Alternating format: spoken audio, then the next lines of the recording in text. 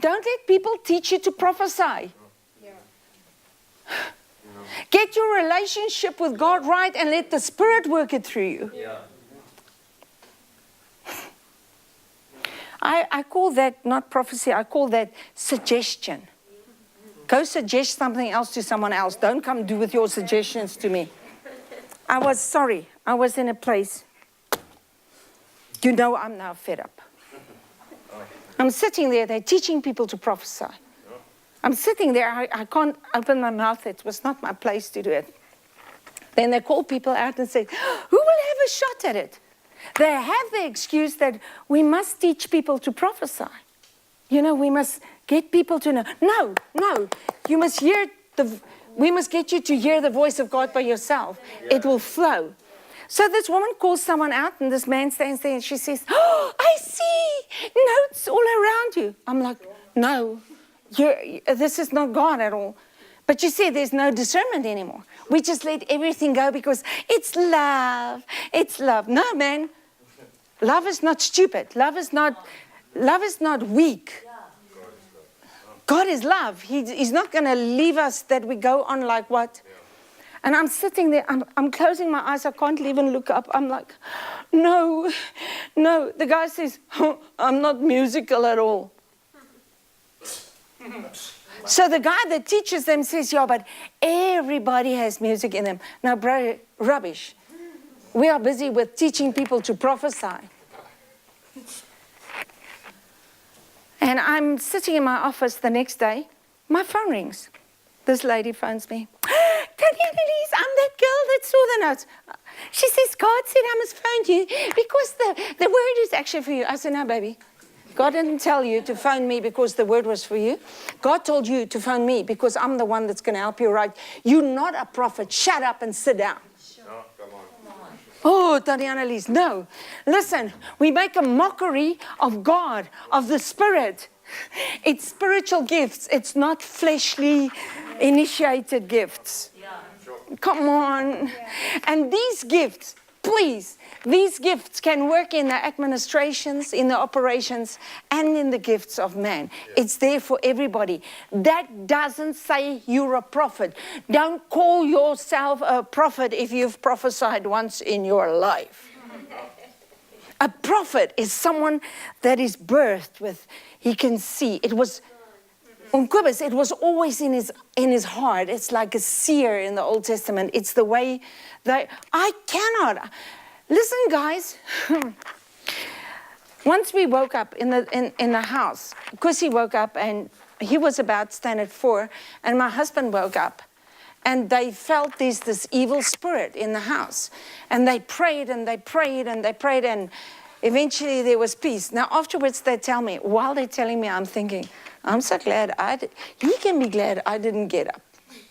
Whatever ghost that was or spook that was, because if I would get up, I'd walk right through him. I wouldn't know he's there. I just...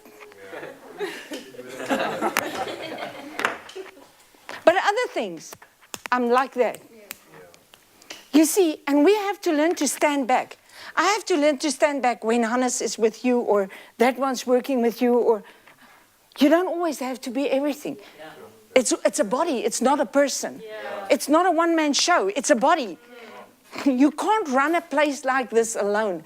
We need to trust each other. We need to have the same spirit, the same mind, the same, and let God work. Guys, if we want to touch the world, why not? Why not? There's enough of us here in this room. Okay. Now he says, this is where I fall in. To another, discerning of spirits. And to another, diverse kinds of tongues. Diverse kinds of tongues. This morning we had the school praying in tongues. You know what? You want to stick with your one tongue, stick with it. But there's diverse kinds. There's tongues that we do warfare with. There's tongues we worship God with. There's tongues that we open doors with. But you've got to develop. I can't do it for you. Yeah.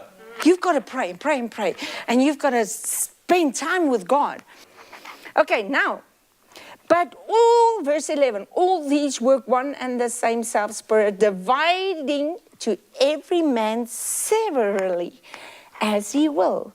For as the body is one, and have many members, and all the members of that body, being many, are one body, so is Christ. For by one Spirit, are you ready? Do you remember last week's sermon? Yeah. For by one Spirit, we are all baptized into one body. Whether we be Jews, whether we be born free, blah, blah, blah, blah. We've been all made to drink into one Spirit. For the body is not one member, but many. If the foot shall say, because I'm not the hand, am I not of the body? And it goes on and he says, every member is important. Please, especially the Bible school, go read 1 Corinthians 12 and Ephesians 4. If you read it like 2-3 times over for yourself this week, Johan said something, when you go for a music lesson, don't put it aside. Go back and read it immediately. I'm telling you, tonight before you sleep, if you read it, these things will settle in your spirit. And you'll never go off on tracks. Okay, I'm going to jump now over to Ephesians again. I want to finish Ephesians. He says, he has given gifts. When his Spirit comes on people, the people are literally gifts.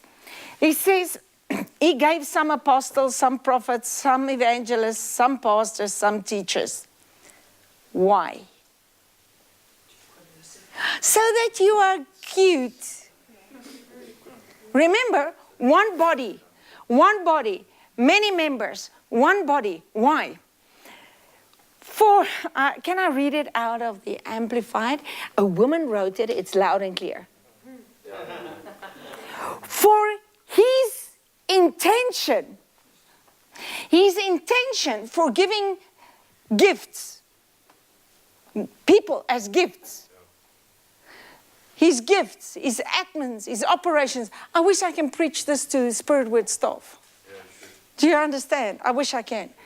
He says, for his intention was, listen, the perfecting and the full equipping of the saints. He's consecrated people that they should do the work of ministry toward the building up of Christ's body, the church. Come on. The ark. There was a cherubim and their wings were closed. And there was the mercy seat with a box with the commands, the staff that budded, the pot of manna. These were the testimonies of Christ, And this was the mercy seat. And here God met with them. And they carried this. Now 1 Corinthians says, he says, the testimony of Christ is now inside of you. This is the one hope. So when Mary got to the tomb, there was the bed where the body laid. There was an angel standing here, and there was an angel standing there. Their wings not closing it anymore. And this was open because the temple in heaven was opened, and the testimonies was now poured out in our hearts. Yeah. That's why it says, you will be my witnesses. We are the carriers of the testimony of Christ. Come on, have you got it? It's right inside of us. But when she came to the tomb, the headcloths of the body was folded up nicely on the bed. There it was lying nicely. But the other cloths, oh my word, was lying around. Christ, the head of the church. We have to come in line with the head. My dear Lord, look at me. If I do this, my hand does it because of what my head tells my hand to do. It's so automatically because it's joined. How? By blood, by nervous system, by muscle system. It all comes from my head. So what we have is the head is perfect, and the hands and the feet, everybody just does what they want to do. And the church what is wrong with us? The Bible says every prophet has control over his own spirit. Yeah, true. Yeah. But you see, now we've gone to Pentecostalism and charismatic churches, and we're like, no, the Spirit is making me do this. Rarig? The Spirit will not let you do anything or let you go anywhere where the Word does not sustain you. He says, my words are spirit and life. You cannot separate the Word and the Spirit. Oh no, the Spirit now leads me. On one of my travels, I was going to travel with people, and this woman says to me, oh, I do not submit to anybody. I don't have to be under authority of anybody. What? I'm not introducing you to no church. You've got to first learn to control your little spirit. Because when we travel itinerant, because God has given us to be teachers, pastors, evangelists, and we go to other churches, it's not to go show them how big of a man of God and a woman of God I am, how wonderful I know the Word. I can't go into any church if I'm not invited to preach on that subject. Why? Because it's so controversial. And I don't know how far the preachers are. So if I come into a church and I'm like, wow, and I actually show everybody, your poor pastor doesn't know anything. Am I bringing full equipping, or am I breaking down? Because, here comes the woman that knows revelation, and everybody gives me their money. I leave. That poor pastor, he stays behind. He hasn't got money to pay petrol because they've given me all the money. Listen, guys, I have preached this in churches. And I've told people, do not come when I preach. Come to me and give me rolls of money. Do not put money on me because you want to cripple me. I've been preaching it in a church. Tabitha, you will not believe it. After I've preached this, a guy comes and he brings me a roll of notes like this. Oh, Annalise, I loved your teaching. I say, brother, I'm in this man's church. There's the young man that's the leader of this church. You will not put that money in my pocket. This money has to go through the offering. If this young man decides to give me the money, I'm for it. But I'm not going to take money in no church. I'm part of the body. I'm not so unique that I can do this alone. You guys don't realize I need you. I need you. You've got faculties I don't have. And by giving money the wrong way, we are messing up even the men of God. Because they think, the anointing always brings money. Can I tell you something? Money is the biggest test. Because money is the thing compared to God. Oh, you gave me money from India. What did I do with the money? The money was given to me. I'm part of this ministry. I'm not just talking things I don't do. It's a blessing with all, because India needs a harvest of word that have gone out of here. It's not now, oh, Annalise.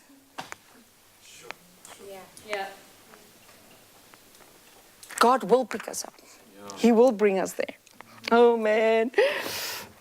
Eat the word. I love it. I love this word. I love it. I love it. I love it.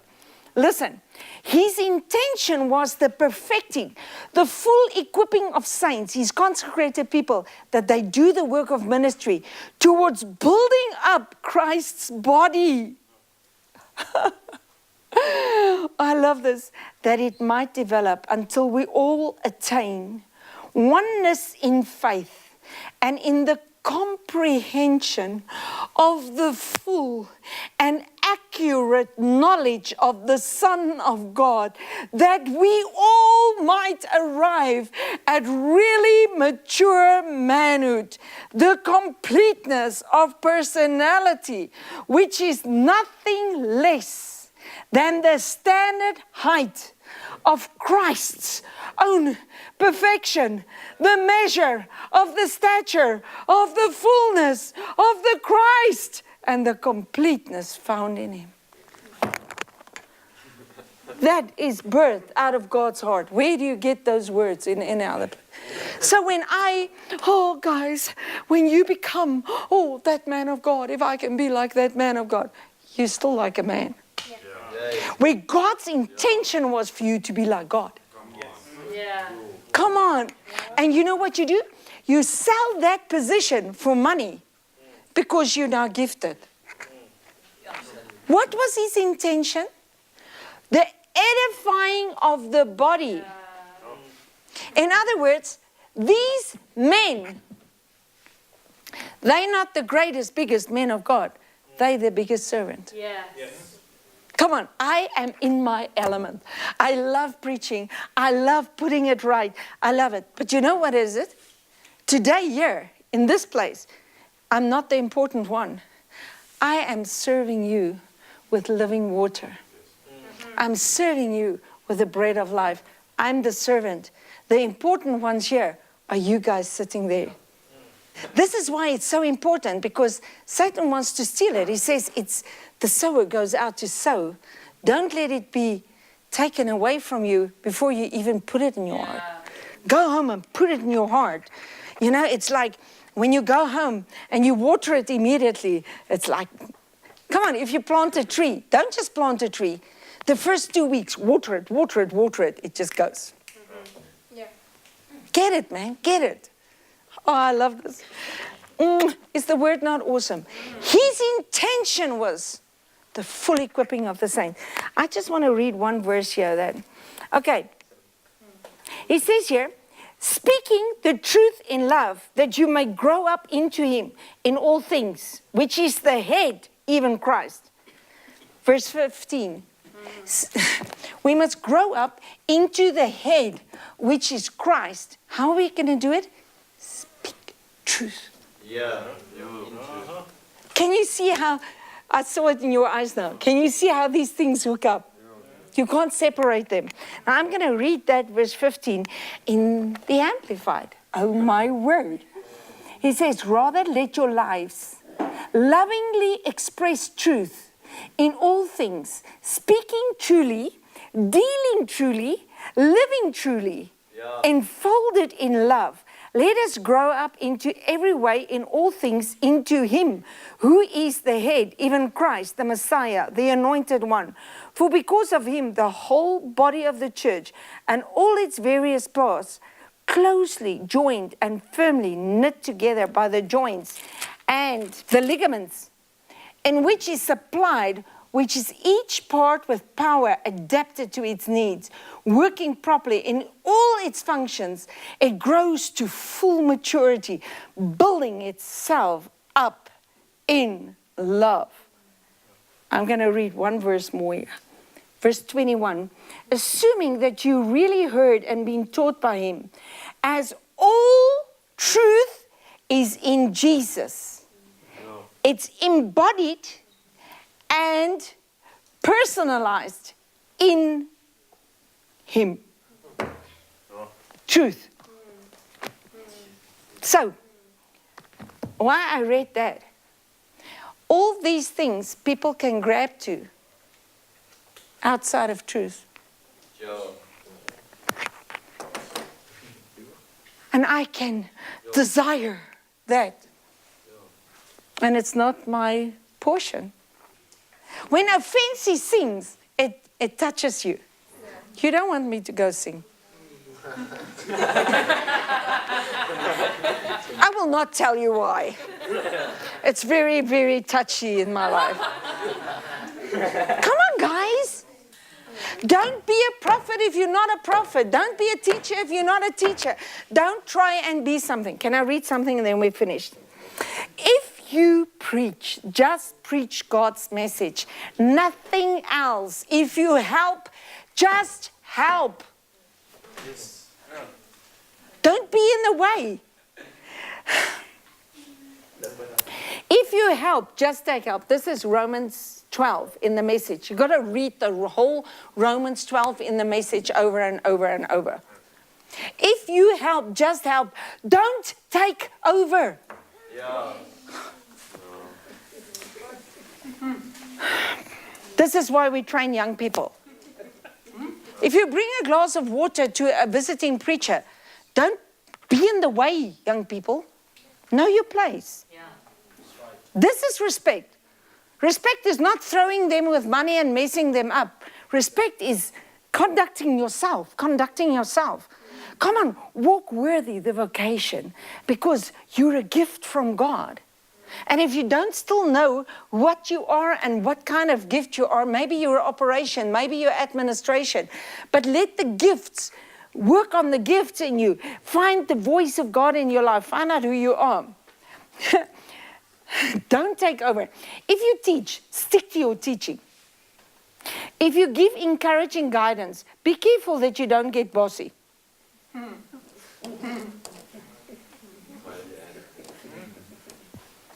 Many people are strong and leading. I was in a situation the other day.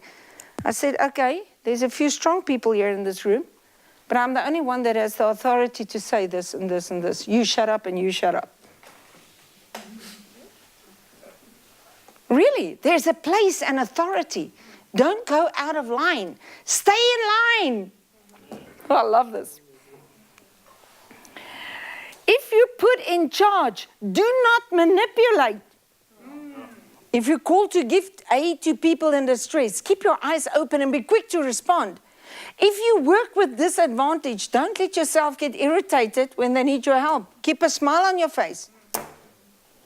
Och, julle weet julle wat het ek nou weer vandag gedoen? Och, julle weet julle wat het ek nou alweer gedoen? I'm called to do what I'm doing.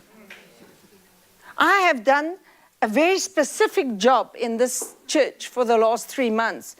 And, you know, I can go around and say, do you know what I've done? You know what I've put in? Yeah, I'm called to do it. You're not. Freedom! Come on. Okay, can I quickly read Romans 12 for you? Just because I love it. Okay, this is all how you're going to get the gifts working in your life. So here is what I want you to do. God helping you. Take, please, everybody runs for this. Here he says, take your everyday, ordinary life, your sleeping, eating, going to work, walking around life, and place it before God as an offering. Embrace what God does for you is the best thing you can do for Him. Don't become so well adjusted to your culture that you fit into it without thinking. Instead, fix your attention on God. You will change from the inside out. Readily recognize what He wants from you, quickly to respond. Unlike this culture around you that always drags you down to its level of immaturity, God brings the best out of you, develops well-formed maturity in you. I'm speaking to you out of deep gratitude for all God has given me, and especially as I have responsibilities in relation to you. Living then, as every one of you does, in pure grace, it's important that you do not misinterpret yourselves as people who are bringing goodness to God. God is the one that brings the goodness to you. The only accurate way to understand ourselves is by what God is, by what He does for us, and not by what we are and what we do for Him. In this way, we are like various parts of the human body. Each part gets the meaning from the body as a whole, not the other way around. I get my meaning because of you guys here that I have to teach. And I see to it before I stand before you as a teacher that I'm well equipped to bring this word to you. And I found my meaning because of you. I appreciate you. And I pray that my life, that the minute you need it, you will remember words that I've said. You will remember there was someone like Tannie Annalise, and it will pull you through the darkest days in your life. We are here to mean something for someone else. We're not here to see what others can do for us. We're here to do for others.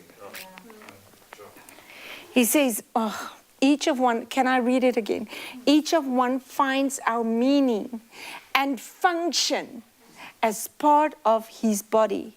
But as a chopped off finger or a cut off toe, we will not amount to anything, would we? So since we find ourselves fashioned into these excellent forms and marvelously functioning parts of the body of Christ, let us go ahead and be what we are made to be. Can I say something? The minute you try to be, you're out the Spirit. You can only be what God made you. Yeah, I loved it. Without enviously, pridefully, comparing ourselves with each other or trying to be something we aren't. If you preach, just preach. If you help, just help. All you can do is you can be a fancy. The best of fancy in the world. Alexander, I don't care if nobody cares for you. God cares for you. You don't have to have a mother or a father. Get that all behind you. You're in a family. You're in a body. And we need you. I find my function. I'm this wonderful teacher because there's someone listening and I can impact your life. And then it works through you to others. Come on, guys. What are we holding on to? Let us be.